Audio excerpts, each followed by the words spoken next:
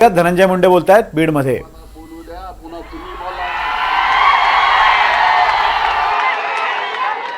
दोन अडीच महिने गप्पच होतो.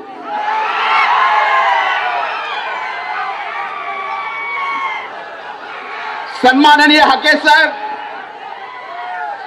व्यासपीठावर उपस्थित सर्वांची नावं मला घेता येतील.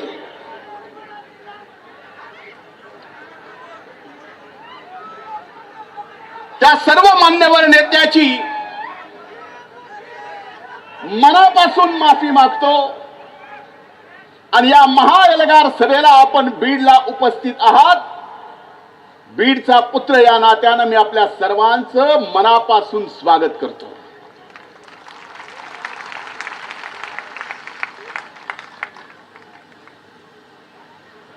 आज मी या व्यासपीठावर उभा आहे. आज या एल्गार महासभेला संबोधित करतोय. ते कुणाला विरोध करायचा म्हणून नाही, कुठल्या समाजाचा विरोध करायचा म्हणून नाही, कुठल्या समाजाचं न्यायी शब्द तुम्ही पण लक्षात ठेवा, न्यायी आरक्षणाच्या विरोधात नाही. आज मी इथं उभा आहे माझ्या ओबीसीच्या आरक्षणाच्या संरक्षणासाठी.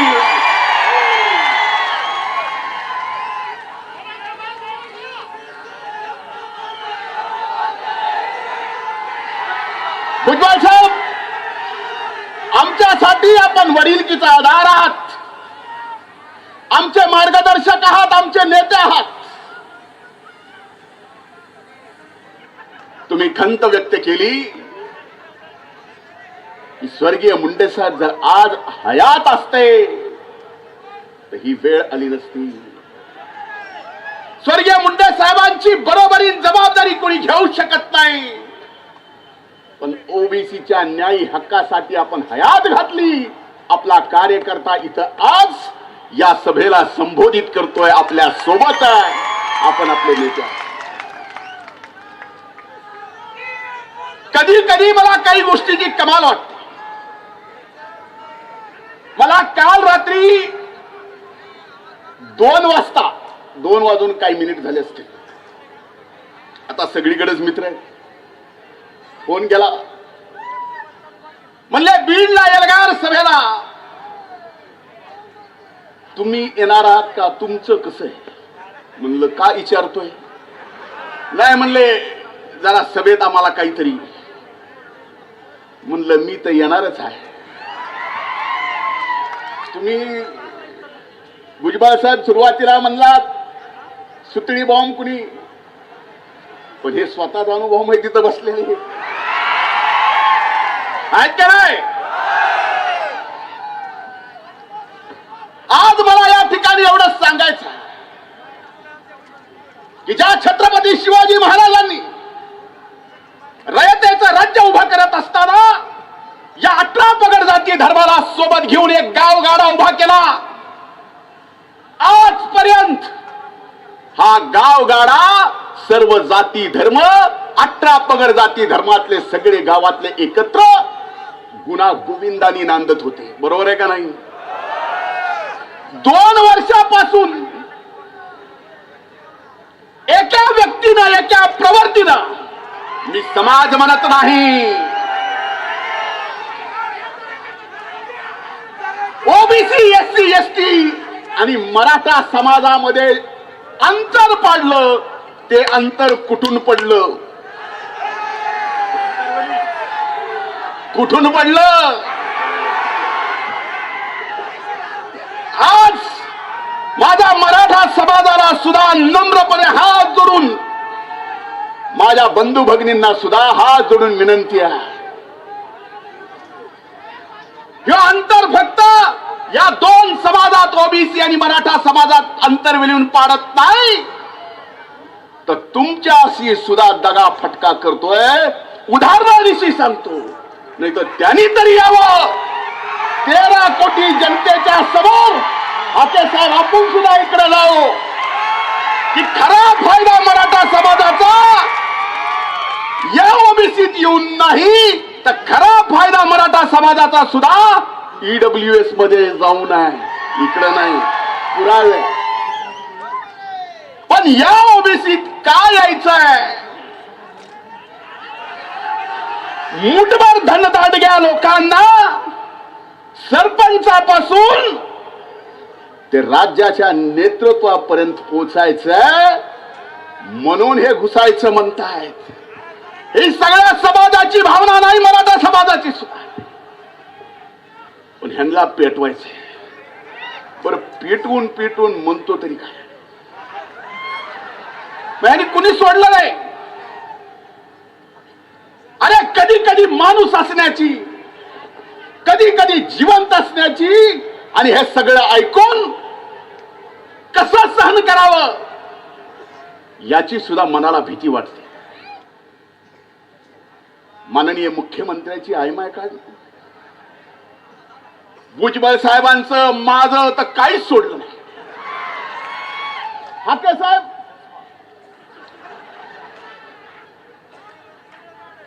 मला तर कधीपासून पाडितोच म्हणतो, पाडितोच म्हणतो. भुजबळ साहेबालाही म्हणतो पाडितोच, पाडितोच.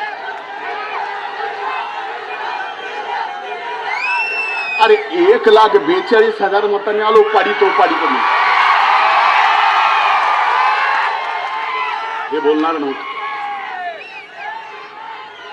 आज आपलं ओबीसीचं आरक्षण त्याच्या न्यायी हक्कासाठी, आणि आपलं ओबीसीचं आरक्षण कुणी हिसकावून घेऊ नये म्हणून न्यायी हक्कासाठी हा एल्गार मोर्चा. याच्यात आपलं आरक्षण तर आपल्याला हक्काचं कुणाला हिसकावू देऊ द्यायचंच नाही. आणि या महाराष्ट्रात पुन्हा छत्रपती शिवाजी महाराजाचा स्वराज्यात उभा केलेला गावगाडा सुद्धा आपल्याला व्यवस्थित चालवायचा आहे. ही सुद्धा जबाबदारी आपण सर्वांनी घेतली पाहिजे. माणसात माणूस ठेवला नाही हो. मायच्यान सांगतो, लोकसभेच्या अगोदर काही ग्रामपंचायतीच्या निवडणुका झाल्या.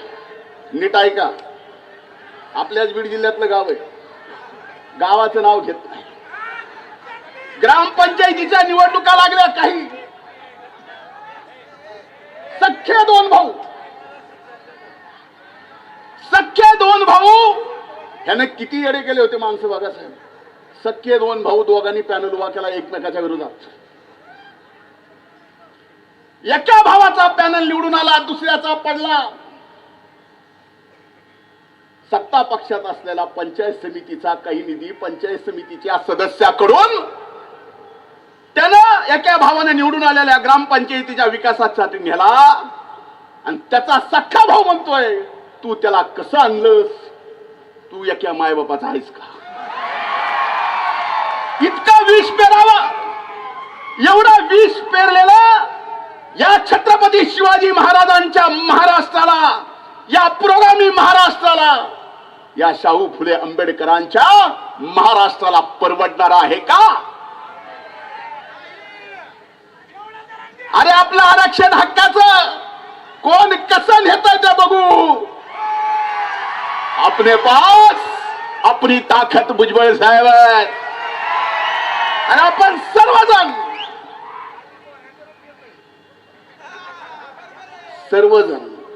ताकदीनं, नाही तर एवढे आलात. ही अभूतपूर्व ऐतिहासिक सभा आहे. आणि ती सभा सुद्धा छत्रपती संभाजी क्रीडा संकुलामध्ये होत्या.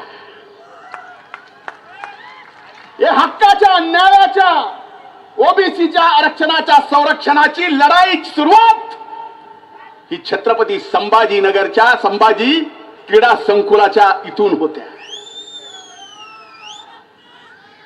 म्हणून मला आपल्याला काही गोष्टी या ठिकाणी स्पष्टपणे सांगायच्या, माध्यमांना दाखवायच्या.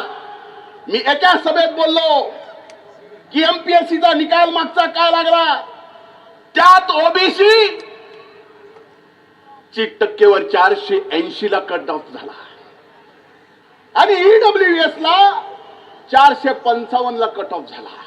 ज्यांनी कुणबी म्हणून प्रमाणपत्र आतल्यात घेतलं, फॉर्म भरलं, एमपीएससी मध्ये 480 मार्क पडले, पण नापास झाला. पण त्याच गड्यानं जर ईडब्ल्यूएस सर्टिफिकेट घेतलं असतं तर ईडब्ल्यूडीच्या मेरिट लिस्ट मध्ये पहिल्या 25 मध्ये लागला असता. पुराव्यानिशी सांगतो, पुराव्यानिशी.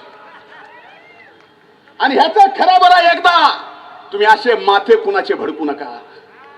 या छत्रपती शिवाजी महाराजांच्या महाराष्ट्रात तुम्ही असे कुणाचे माथे भडकू नका. खरं काय खोटं काय, कायदा काय सांगतो, आणि मराठा समाजाच्या आमच्या गरीब बंधू भगिनींना खऱ्या अर्थानं फायदा कशाचा होतोय हेच आम्ही बोलतोय, हेच सर्वजण बोलतायत, पण ओबीसीत येऊन नाही. आता आम्ही काही बोललो की तो बोलणारच. रोज सकाळी 9 वाजता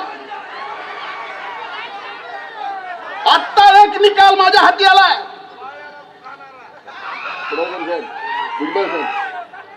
आणि हा सगळ्या देशाचा निकाल आहे. ओबीसी आणि ईडब्ल्यूएस रेल्वे भरतीत या देशाच्या निकालात 1.5 मिनिट जास्त घेतो, फक्त वेळेपेक्षा जास्त. अजमेर मध्ये ओबीसी आणि ईडब्ल्यूएसचा 9 गुणाचा फरक आहे. अहमदाबाद मध्ये ईडब्ल्यूएस आणि ओबीसी मध्ये 6 गुणाचा फरक आहे. बिलासपूर मध्ये ओबीसी आणि ईडब्ल्यूएस मध्ये 2 गुणाचा फरक आहे. बिलासपूरच्या दुसऱ्या डिव्हिजन मध्ये 5 गुणाचा फरक आहे. चंदीगड मध्ये 7 गुणाचा फरक आहे. चेन्नई मध्ये 18 गुणाचा फरक आहे. गोरखपूर मध्ये 6 गुणाचा फरक आहे. जम्मू श्रीनगर मध्ये 16 गुणाचा फरक आहे.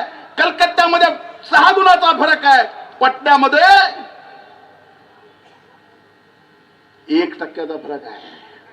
रांची मध्ये 12 गुणाचा फरक आहे आणि सिलिगुरी मध्ये 5 गुणाचा फरक आहे. हा ईडब्ल्यूएस मध्ये आणि ओबीसीतला फरक सांगतोय. मग मला सांगा, खरंच जर मराठा समाजातल्या गरीबातल्या गरीब शिक्षणासाठी आणि नोकरीसाठी फायदा करायचा असेल तर ईडब्ल्यूएस शिवाय दुसरा पर्याय नाही, हे समाजानं सुद्धा लक्षात घ्यावं. कशाला त्या बिनडोकाच्या काय काय कारण आहे? आणि येणाऱ्या जिल्हा परिषद पंचायत समितीत दाखवून देऊ. बरोबर आहे का नाही? आणि माझी विनंती आहे साहेब, आपण मंत्रिमंडळात आहात, पडळकर साहेब, मी, पंकज भाऊ, मनोजित भैया, आम्ही विधिमंडळात आहोत. पण मंत्रिमंडळात एक गोष्ट निश्चित केली पाहिजे की आपण जी मागणी केली आहे, सुरुवात मिळवून झाली आहे उभ्या महाराष्ट्रात. आता या केंद्र सरकारनं तर जातनिहाय गणना करायचा निर्णय घेतलाय. पण करत असताना महाराष्ट्रानं त्याच्या अगोदर राज्याला सुद्धा करता येतो. तो अगोदर महाराष्ट्रानं सुद्धा लवकरात लवकर एकदा हिशोबच करून टाकावा. हे एवढा, ते तेवढा, ते तेवढा, ते तेवढा. पुन्हा भांडण नको आणि भांडण लावणारा तर मुळीच नको. म्हणून माझी आपल्याला हात जोडून कळकळीची विनंती आहे. अनेक जण मराठा आरक्षणाच्या साठी स्वतःच जीव दिला, त्याला शासनाने मदत केली, नोकरी दिली.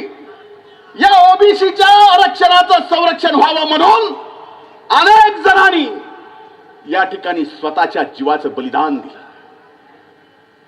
त्या बलिदानाला मोल नाही. पण भुजबळ साहेब, आपण आमचे नेते आहात. आपल्याला सरकारला सांगावं लागेल की ओबीसीच्या आरक्षणासाठी ज्यांनी आपल्या जीवाचं बलिदान दिलं, आत्महत्या केली, त्यांना सुद्धा 25 लाख रुपयाची मदत आणि नोकरी शासनानं दिली. म्हणून आज आपण सर्वजण एक झालात. आपल्या येलगार मागच्या पोस्टरवर एक फोटो आहे. कसला आहे? कसा आहे? काय? ही निस्ती मूठ नाही, वज्र मूठ आहे. सगळ्यांनी वर करा.